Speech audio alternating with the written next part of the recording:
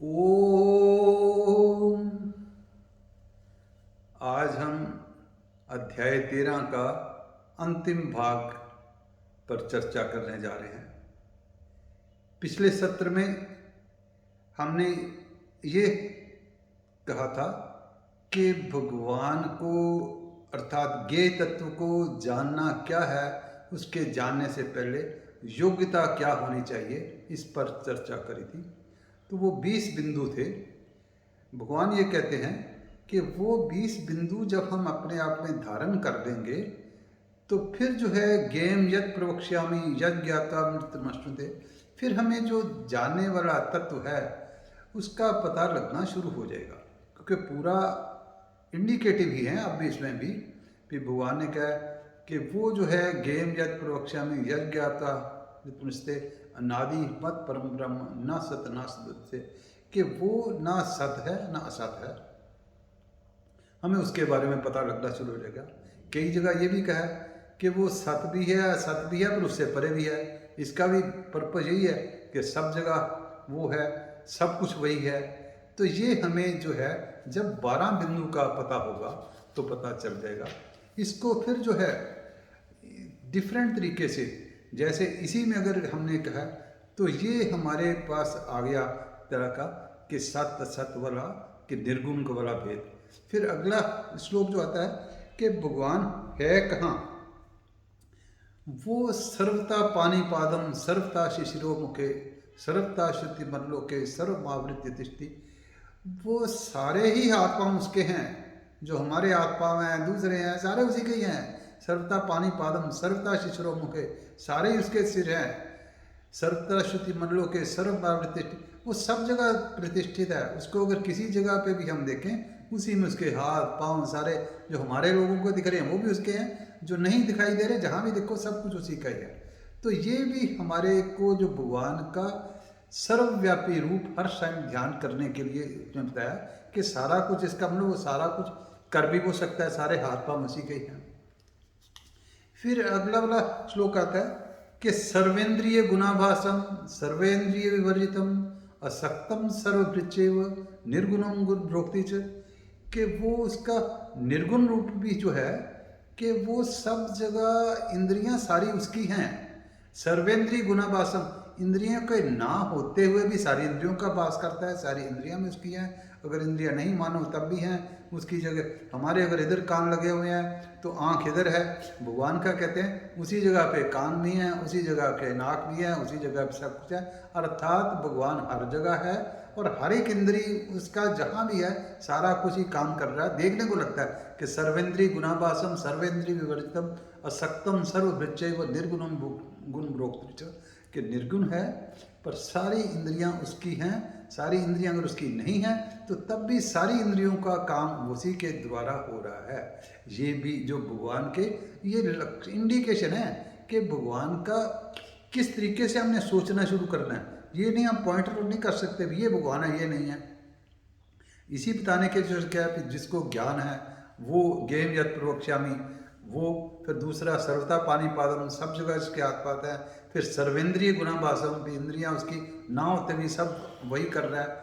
तो इसके बाद आ गया कि बहिरंतश्च भूता नाम अचरम चरमेव सूक्ष्मत्वादि विज्ञेयम दूरस्थम चांतिकेत, वो बाहर भी है अंदर भी है दूर भी है नज़दीक भी है। सारी उपनिषदों में भी इसी का वर्णन करा हुआ है कि गॉड इज़ एवरीवेयर। ये जैसे मैंने कहा कि जो योग्यता पिछले अगर हमने 20 गुण धारण करे हुए हैं तो हमको थोड़ी थोड़ी समझ लगनी शुरू हो जाएगी। बहिरंतच भूता नाम अचरम चरमेच सूक्ष्मत्वादि विज्ञेयम दूरस्थम चांदिके। फिर आ गया कि अविभक्तम च भूतेषु विभक्तमिव च स्थितम भूत भर्तृ च तज्ञेयम घृशिष्णु प्रभ विष्णु च, कि वो हमें अविभक्त हुआ दिखाई तो देता है, विभक्त हुआ कि मेरे में और है उसमें और है उसमें और है, ऐसा हमको दिखाई देता है। बट वो भक्त हुआ दिखाई देता वो है अविभक्ति है। क्षेत्रज्ञ की भी यही है। भगवान ने पहले श्लोक में दूसरे में कहा था कि सब में क्षेत्रज्ञ मैं ही हूँ, उसी की हम अब चर्चा कर रहे हैं। वो हमें विभक्त हुआ दिखाई देते के बाद भी अविभक्तम च भूतेषु विभक्त में स्थितम भूत भर्तृ तज्ञेयम ग्रसिष्णु प्रविष्णु च, वो अविभक्त हुआ हुआ हमारा ही पालन पोषण करने वाला सारा जो है भूत भर्तृ तज्ञेयम, तो वो सारा कुछ हमारा जो पालन करना, मृत्यु करना, संहार करना, वो सारा वही कुछ ही जो भगवान ही वही कर रहा है। तो विभक्त दिखाई देने के बाद भी वो विभक्ति है। जैसे हमने कई बार कहा कि आकाश जैसे है, घट काश, फिर मटके में भी वही काश है, बाहर भी वही है। तो ऐसे ही भगवान चाहे हमें अविभक्त दिखाई देता हो, अविभक्त है, चाहे हमें विभक्त दिखाई देता हो। फिर यह ज्योतिषामपि ज्योतिषम तमसा परमुच्यते ज्ञानम ज्ञेयम ज्ञान गम्यम हृदि सर्वस्व विष्टितम, कि वो सब ज्योतियों की ज्योति है, सबसे बड़ा ज्ञान है। जैसे आगे हम 15वें अध्याय में करेंगे या 11वें में करा था कि 1000 सूर्य भी मिल जाए तो तब भी शायद उसके बराबर उनकी रोशनी हो। तो वो ज्योतियों की भी ज्योति है, ज्ञान भी वही है, जानने वाला भी वही है, ज्ञाता भी वही है, तो वही सब कुछ है। ये भी हमको जो धीरे धीरे भगवान के प्रति जो ज्ञेय तत्व है, हमारा ज्ञेय तत्व ये है। तो ज्ञेय तत्व के जो लक्षण हमने देखे हैं, तो वो ज्ञेय तत्व के लक्षण में ये भी सर्वेंद्रीय गुणाभास सब जगह, सर्वता पाणिपादम सब जगह उसके हाथ पाव है, यही जानने योग्य है। अविभक्तम च भूतेषु विभक्त में ये आ गया, बहिरंदच अंदर बाहर वो है, ज्योतियों की ज्योति वही है। ये इंडिकेटिव भगवान ने दिए हैं पे, ये जो अगर धीरे धीरे ये हमको पता करना ही ज्ञेय तत्व की तरफ जाने का है। फिर जो है ये तत्व जिसको पता चल गए तो उसको कहते हैं पता चल गया। फिर भगवान जो है एक दूसरे रूप में अपने आप को प्रकट करते हैं, प्रकृति में पुरुषम चैव, जो था क्षेत्र वर्ड था उसको यहाँ पर प्रकृति में कर दिया है, जो क्षेत्र के वर्ड था उसको पुरुष में कर दिया, वही चीज़ वही है।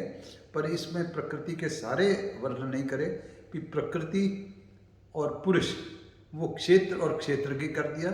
तो प्रकृति जो सारी है वो भगवान के अंडर अधीन होकर के काम कर रही है, और पुरुष जो उसके बिना प्रकृति कुछ नहीं है, दोनों अनादि, इसका कोई पता नहीं चलता कब से भगवान है, और जब से हैं तो उनकी प्रकृति भी है, पर प्रकृति भगवान के अधीन है।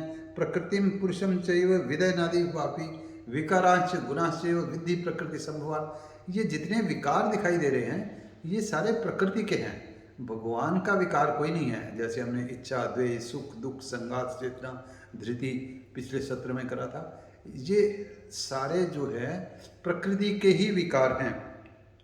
और इसमें जो कार्य कर्म कर्तृत्व, जो प्रकृति है, कार्य सारा प्रकृति ने करना है, पुरुष कोई कार्य नहीं करता।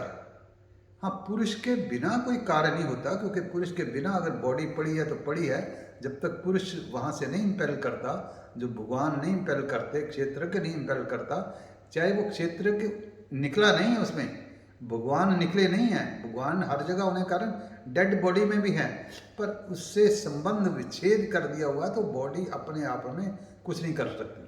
जैसे कोई भी कार है, कोई भी है, बिना पेट्रोल के नहीं चल सकती, चाहे पेट्रोल रिस्पॉन्सिबल नहीं है, वो क्या करे क्या नहीं करे, कहाँ जाना कहाँ नहीं जाना।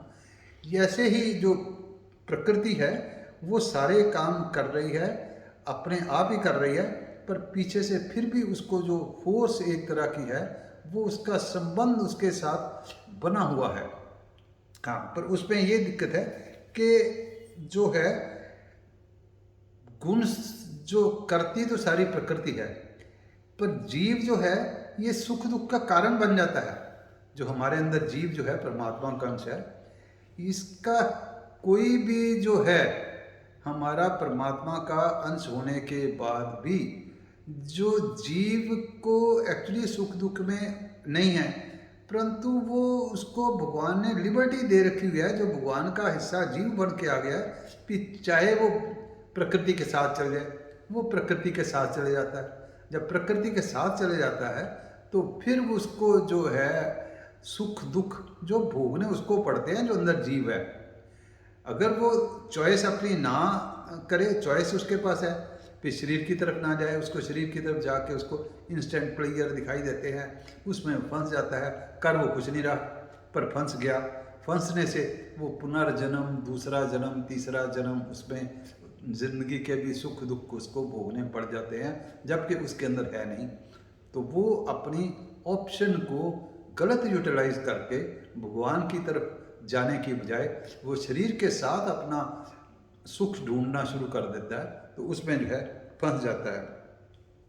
पर वो करता फिर एक श्लोक अक्सर हम बोला करते हैं, एक बार आगे भी बोला था, उपद्रष्टा अनुमंता भर्ता भोक्ता महेश्वरा परमात्मेति चापितो देहेस्मिन् पुरुषा परा। वो इस देह में कैसे स्थित है? इस देह में वो वैसे स्थित है कि उपद्रष्टा, अगर हमारा जो शरीर जो भी काम करता चले, अगर तो उपद्रष्टा रह सकता है, वो उपद्रष्टा है, वो देखता रहे अभी कैसे करता है। अनुमंता, अगर हमको अच्छे काम करेंगे तो वो हमारे को कंसेंट देता है, करने वाला वही है, करने वाला शरीर है, पर बैकिंग उसी की है। बैकिंग वो अनुमंता पे हमें परमिशन दे देगा कि ये काम कर लो। भर्ता, हमारे को जो हमारी रिक्वायरमेंट है पूरी करने वाला। भोक्ता, हमारे साथ एंजॉय भी करेगा। महेश्वरा, वो हमारे ईश्वरों का भी ईश्वर है। तो कर सारा परमात्मा रहा है, कर प्रकृति रही है, पर परमात्मा होने के साथ में होने को उसको किसी को उपद्रष्टा कह दिया, किसी को अनुमंता कह दिया, किसी को भर्ता कह दिया, किसी को भोक्ता कह दिया, किसी को महेश्वरा कह दिया। जैसे पुरुष एक ही है, वही किसी जगह उसको पति कह दिया, किसी जगह पुत्र कह दिया, किसी जगह उसको पिता कह दिया। ऐसे वो रूप तो एक ही है, पर शरीर के साथ मिला उपद्रष्टा कह दिया।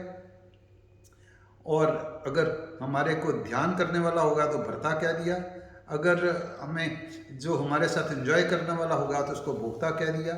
ये हमने जो अगर इस तरीके के जाना है तो भर्ता भोक्ता महेश्वरा। फिर है कि जो पुरुष और प्रकृति को इस तरह से जान लेता है वो सब कुछ जान लेता है। तो भगवान ने अब उसको जानने के लिए क्या, जो उपद्रष्टा मनता को, इसको क्या उपाय क्या है, ये भी भगवान ने बताए हैं कि वो जो है ध्यान करने से भी हर time constant remembrance of that हम कर सकते हैं। जो सांख्य योग से भी सत ये है असत ये है, इसको भी हम करके सकते हैं। निष्काम कर्म योग से भी हम प्राप्त कर सकते हैं। वो भगवान को जो हमने उपद्रष्टा अनुमंता, उसको ध्यान से भी, कर्मयोग से भी और सांख्य योग से भी हम उसको प्राप्त कर सकते हैं। परंतु अगर कोई तीनों में से एलिजिबल नहीं है, ध्यान भी नहीं कर सकता, कर्मयोग भी नहीं कर सकता और सांख्य योग भी की नहीं समझ लगती, तो भगवान ने बताया कि वो ऐसी अवस्था में जो किसी महापुरुष के साथ अटैच हो जाए, जो जैसा वो कर रहे हैं वैसा देख के उसको चाहे समझ है या नहीं है, उनकी तरीके का अपना आदर्श रूप लेकर के, उनको आदर्श मान करके उनके पीछे चलता चले। उसको अगर ध्यान भी नहीं है, ज्ञान भी नहीं है, कर्म भी नहीं है, तब भी उसका जो ज्ञान होगा। तो ये भी एक सृष्टि में जो है, ये हमको ध्यान रखना है कि जो भी सृष्टि में सब दिखाई दे रहा है वो क्षेत्र और क्षेत्रज्ञ का संयोग है, उसमें भगवान का अंश है, ये भी हमने सदा ध्यान देना है। तो जो जो इस बात को समझता है कि सारे प्राणियों में जो अविनाशी तत्व है वो जो भगवान ही है, अंदर समा सर्वेषु भूतेषु तिष्ठन्ति परमेश्वर, जो ये समझता है वो कभी नाश नहीं होता, वो सदा एक तरह का वो क्षेत्रज्ञ भगवान के साथ ही मिल गया। भगवान हमारे अंदर स्थित है। जो ये नहीं समझता वो अपनी आत्मा का हत्यारा है। जो ये नहीं कुछ समझ लगती कि भगवान सबके अंदर बैठा हुआ है, आत्मा मेरी सब जगह सेम है, वो एक तरह का कहते हैं आत्मा का हत्यारा ही समझ लो। तो अदरवाइज जो है कि प्रकृति सारे काम करवा रही है, प्रकृति के अलावा, पर हम समझते हैं हम जो बुद्धि अपने अहंकार से हम समझते हैं कि हम कर रहे हैं, जो ये नहीं समझता कि सारा प्रकृति करवा रही है, वही असली देखने वाला असली ज्ञानी वही है जो अपने आप को अलहदा समझता रहता है। और ये भगवान कैसे सब में मिला हुआ है, इसका उदाहरण इसी अध्याय में दिया है कि जैसे आकाश सब जगह है, ऐसे दिखाई नहीं देता, ऐसे आकाश हमारे अंदर भी है, सारा आकाश के द्वारा मैनेज हो रहा है। आकाश में जैसे कोई बादल आ गए, तूफान आ गया, पर आकाश निर्लिप्त रहता है, ऐसे ही जो भगवान है हमारे अंदर निर्लिप्त रहता है। फिर जो है लास्ट में उसको उदाहरण ये दिया है कि कैसे, कि जैसे एक सूर्य ही सबको प्रकाशित कर रहा है, ऐसे ही एक क्षेत्रज्ञ, एक भगवान ही सबको जो है प्रकाशित कर रहा है। ये जो जैसा हमने एक्सप्लेन करा, ये भगवान कहते हैं कि ये जिसको समझ लगती है, ये ज्ञान चक्षु से समझ लगेगी, ये इस नेत्रों से नहीं, अस्तर जो हमने योग्यता वाले बताए थे 20 बिंदु, उसको देखेगा। जिसके ज्ञान चक्षु विकसित होंगे उसको जो है प्रकृति और दूसरे का ज्ञान हो जाएगा, और वो जो है मेरे परम पद को प्राप्त हो जाएगा। तो ये 13वें अध्याय का ये रूप था कि क्षेत्र का पहले, फिर क्षेत्रज्ञ के लिए योग्यता क्या चाहिए, फिर क्षेत्रज्ञ कौन है, कैसे जाना जाता है, फिर उसको जो है कैसे हमने समझना कैसे है। अगर जो सारा समझेगा तो उसका कल्याण होगा। इसके साथ हम 13वें अध्याय का समापन करके अगले सत्र में हम अध्याय 14वां का, जो कि एक तरह का प्रकृति के दूसरे रूप में और करेगा, सत्व रजस और तमस गुणों का वर्णन होगा, वो हम अगले सत्र में करेंगे। सर्वे भवन्तु सुखिनः, सर्वे सन्तु निरामयाः, सर्वे भद्राणि पश्यन्तु, मा कश्चित् दुःखभाग् भवेत्।